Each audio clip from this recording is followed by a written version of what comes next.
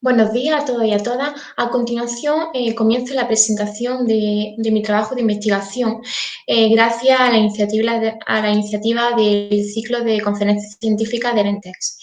Este estudio consiste en dar respuesta a cómo investigamos las identidades de aquellas líderes escolares femeninas a través de su historia de vida.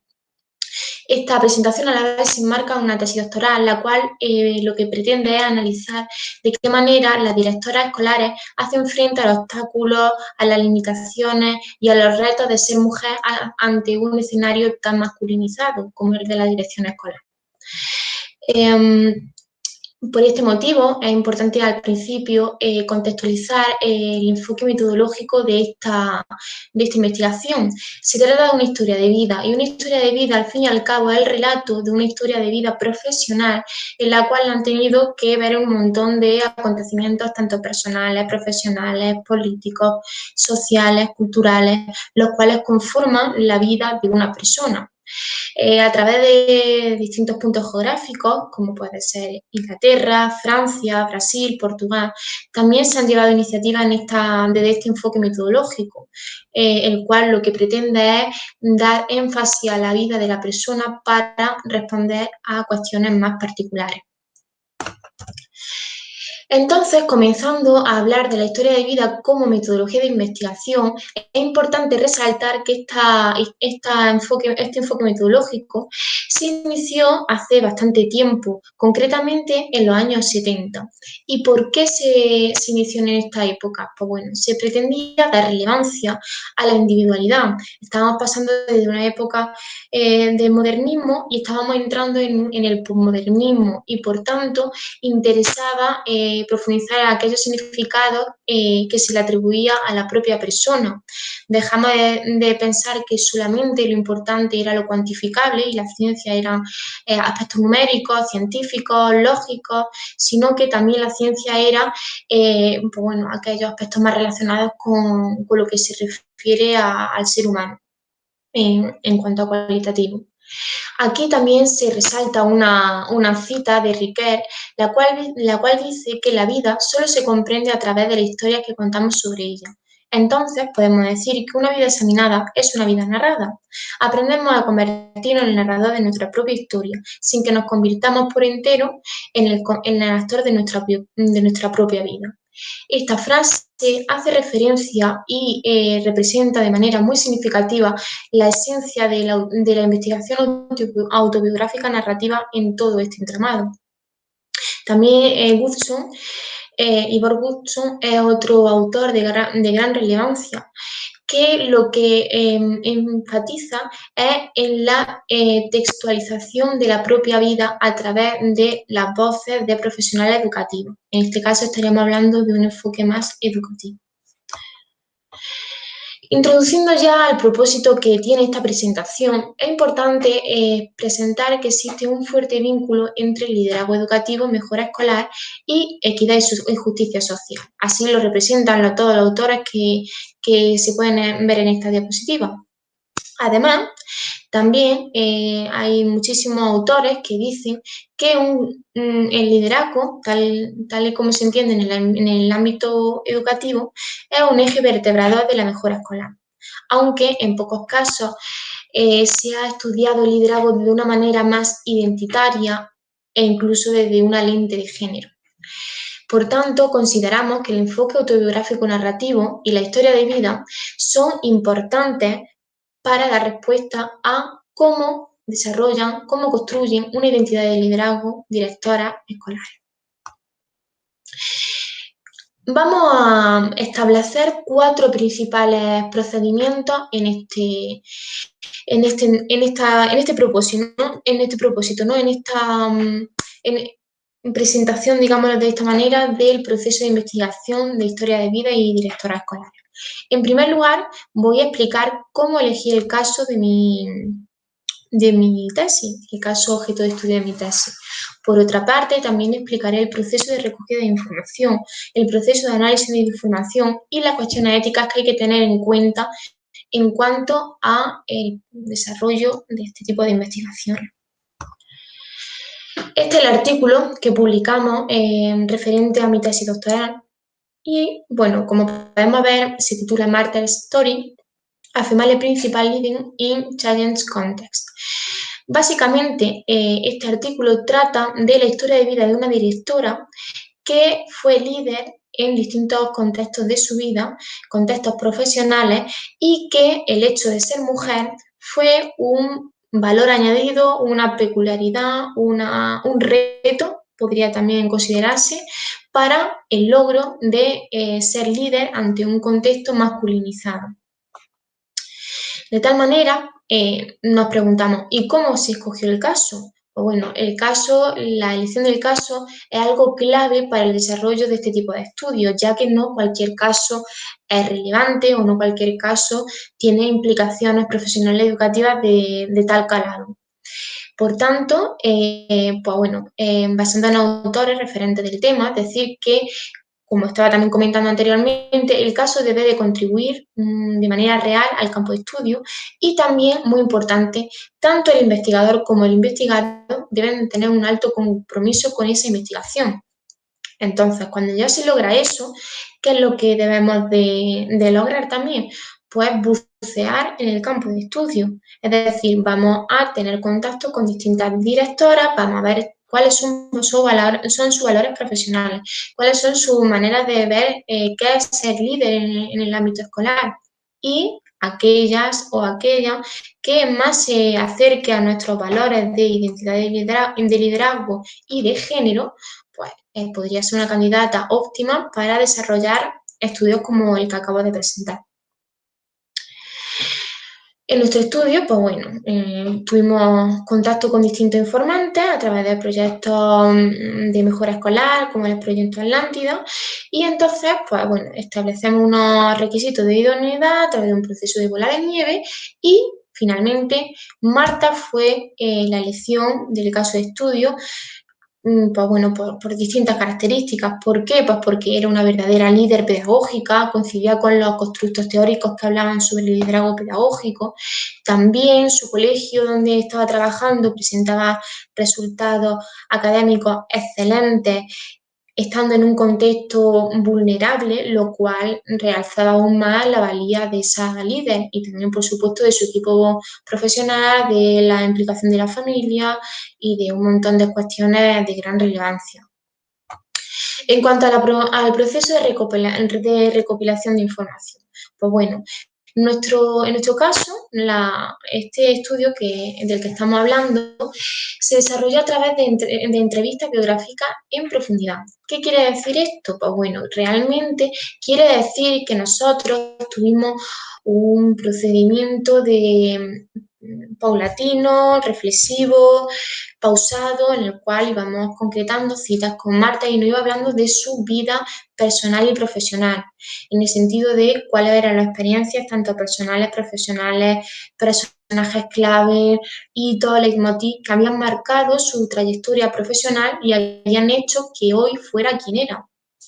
A la vez, además de esta entrevista biográfica en profundidad, nos valíamos también de un cuaderno bitácora. El cuaderno bitácora es una expresión que se utilizaba para hacer referencia a cuando los navegantes en épocas muy lejanas pues surcaban los mares y iban escribiendo en su cuaderno cuáles eran pues, los distintos aspectos que habían sido de interés en día a día, vaya, en el día a día de ellos, ¿no? En este caso, y haciendo referencia al significado metafórico del cuaderno bitácora, nosotros cada vez que íbamos a hacer una entrevista con Marta, íbamos anotando todas las observaciones, todas las notas de campo. ¿Para qué? Pues para hacer una cartografía social del contexto que íbamos a investigar. Marcábamos todas nuestras impresiones, nuestros sentimientos, nuestros nuestras inquietudes, todo lo importante que iba aconteciendo en este proceso de investigación. Bueno, acabo de explicar exactamente lo que pone en la diapositiva y bueno, el estudio se desarrolló en torno al periodo 2017-2019.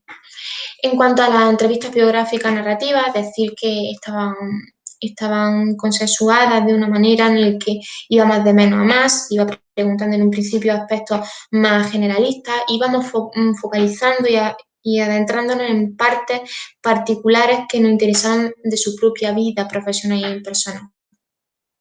Y cuando terminábamos, le mostrábamos al día siguiente o a los 2 días nuestro análisis de todo lo que habíamos relatado en la entrevista, y ella nos validaba a través del diálogo nos decía, vale, habéis analizado bien lo que estuvimos hablando, no, tenéis que explicar esto de esta manera porque no ha quedado claro, porque yo me expresé de esta manera y a lo mejor se ha confundido.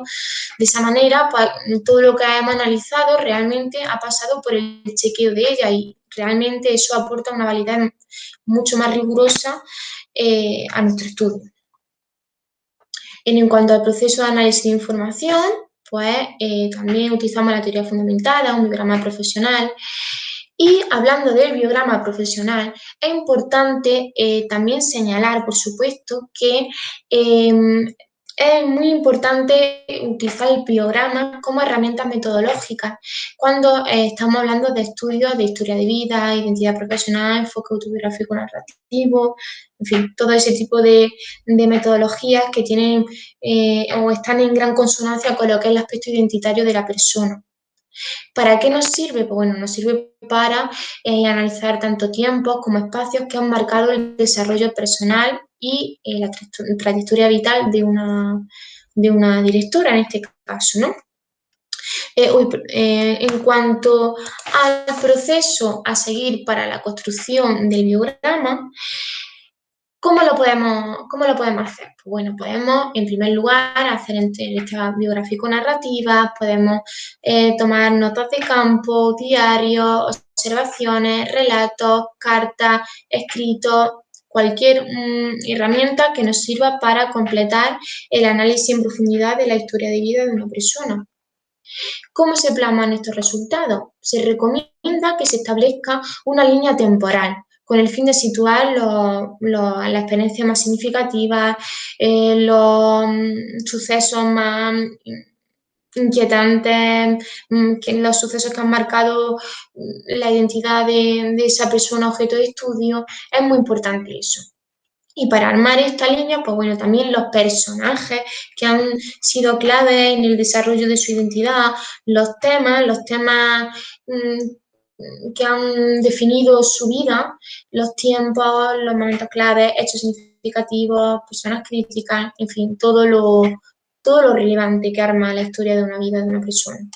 En nuestra historia de vida, en el artículo que he enseñado anteriormente, hicimos un biograma el cual explicaba pues, bueno, los momentos más importantes que había vivido Marta, como podemos ver aquí, la descripción, es decir, en qué etapas se desarrollaron, si fue en su infancia, fueron estudios de magisterio, fue cuando estuvo trabajando en la educación de adultos, fue cuando trabajó en garantía juvenil, cuando trabajó en el sindicato o cuando trabajó finalmente como directora. ¿Qué más? Pues bueno, ¿de qué manera o cuáles fueron los principales hechos que marcaron su vida dentro de la infancia? Pues pudo ser la trayectoria de una educación de 1945, su figura materna, su figura paterna, la transición democrática en España, la creación de la educación de adultos, en fin, un montón de cosas que posteriormente, en la siguiente columna, se explica de qué manera tuvieron un impacto tanto en su identidad personal como en su identidad profesional. ¿Cuáles fueron los aspectos éticos que seguimos a lo largo de la investigación?